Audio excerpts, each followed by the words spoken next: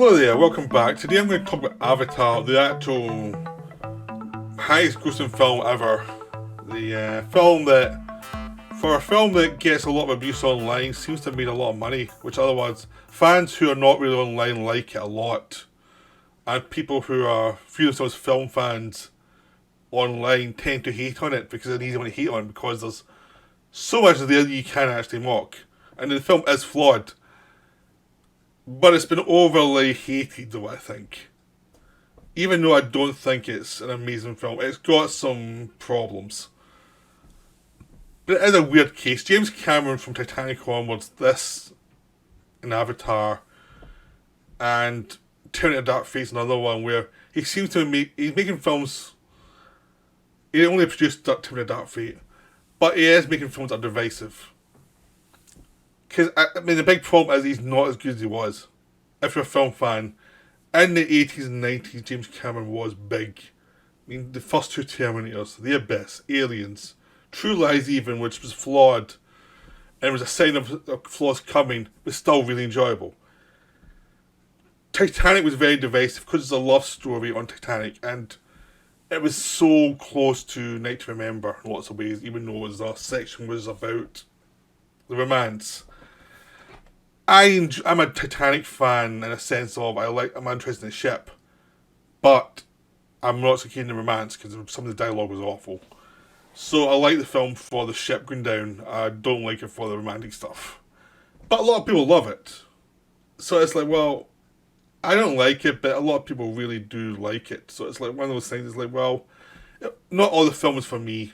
It wasn't for me, but there's bits of the film I do like because Cameron's a very good, craftsman. It's just the love story bit didn't really do much for me. Then he took a long break and did some documentaries. These are not amazing documentaries, but I quite like a lot of his documentaries he made under the sea because he's doing stuff that he's obsessed with. And it's like, well, just go do what you like. There is a sense of frustration there that he didn't make the 3 or 4 films people wanted him to make. People expect him to keep making films from Titanic onwards, like every few years, like most directors do, like Christopher Nolan does. They're expecting that from him, and he didn't do it. So there is a frustration there that you have to accept as part of the backlash, as you buggered off and did your own thing and didn't make the films we wanted. Where was Terminator 3? Where was the other insane movies we hoped from you? Why did we just get nothing? Or like documentaries? There was that element to it.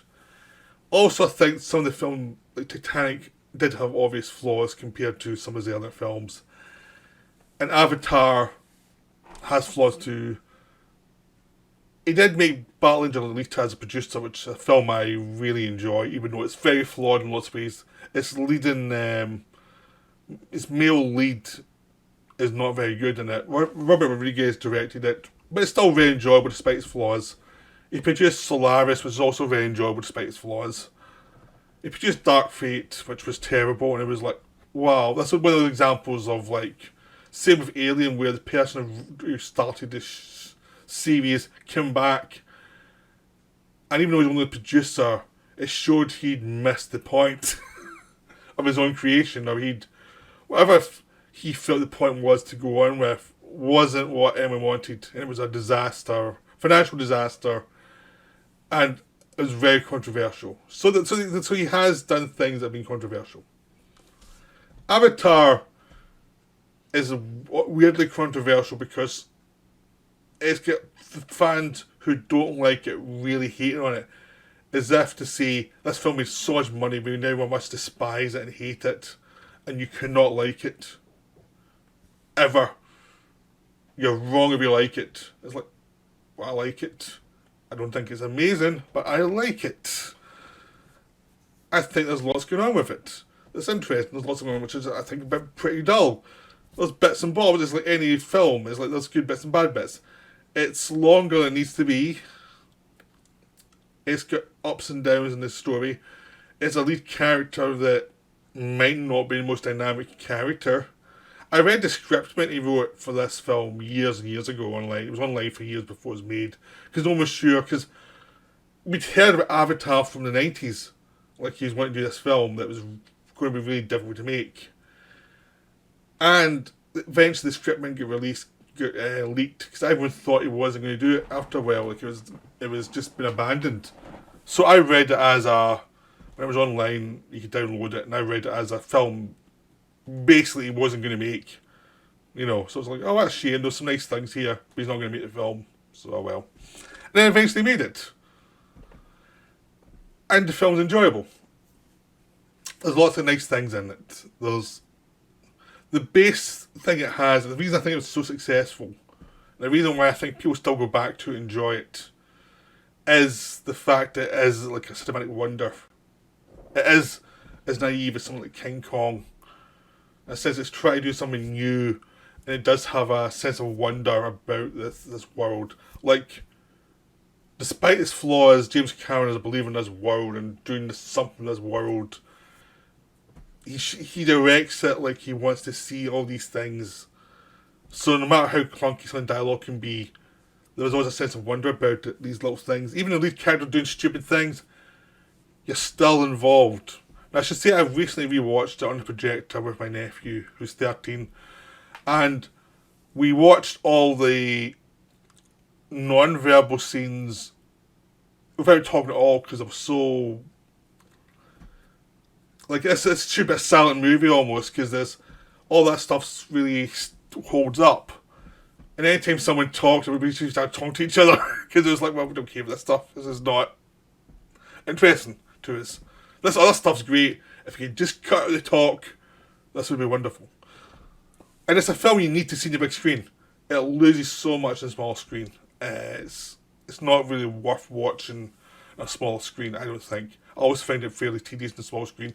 On a bigger screen, all its good points come out. Like the sense of wonder of the world, the sense of... The animation looks better because it's made for the big screen, and the effects hold up a lot better if you project it.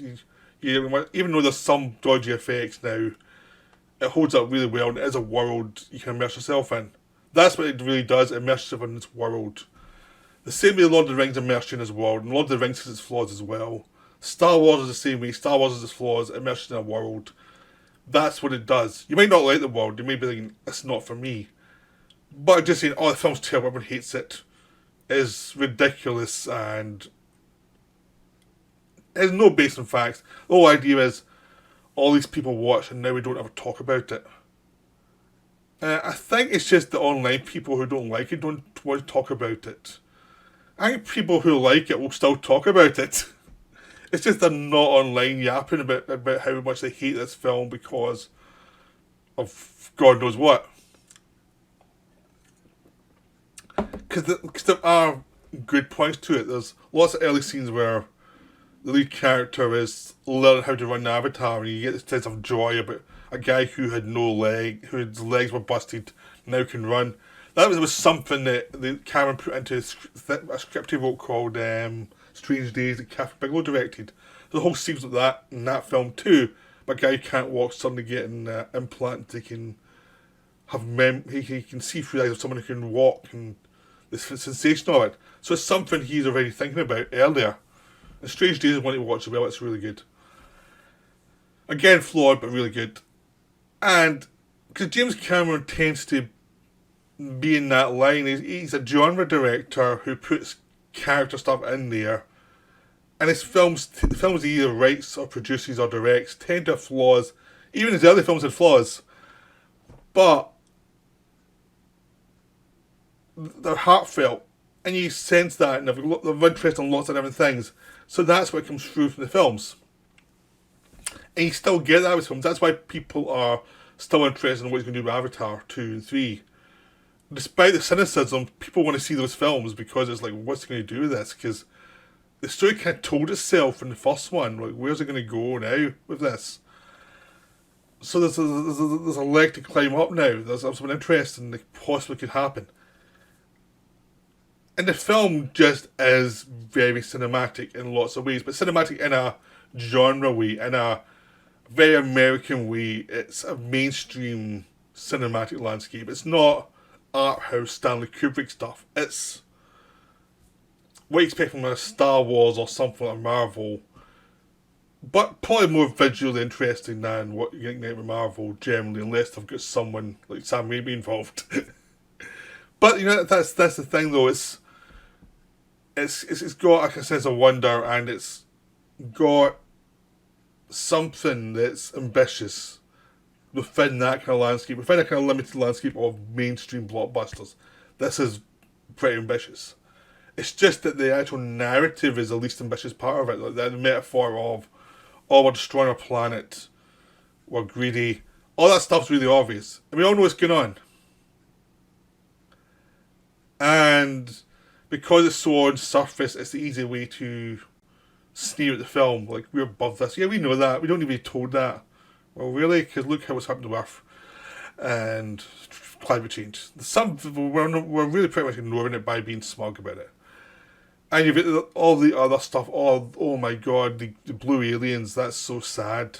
That's so Star Trek. And it's like, well, what other colour can you make them? You can make them green. You can make them blue. There's only so many colours you've got in the landscape. You're just saying that to be cynical. Because it worked for most people. These are blue aliens. So? You know what I mean? Really, it's like there's not many colours available that you can show. Just why you've been cynical for saying you've been cynical.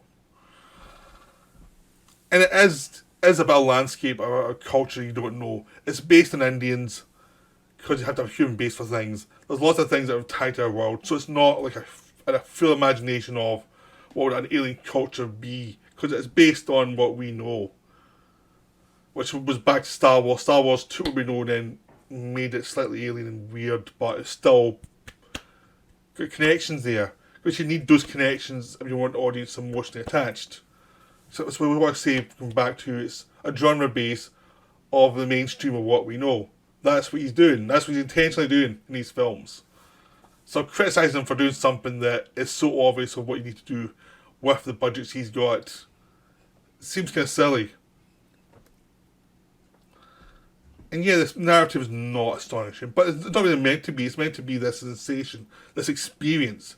And if you watch it as an experience of things happening, you know, because the characterization is pretty basic. It's like, guy gets new body, guy goes to this art culture, learns he's not as learned as he used to be, or as he thought he was, embraces a new culture, has to rebel against his old culture, complications happen, and ends up fighting for the oppressed, and the oppressed win.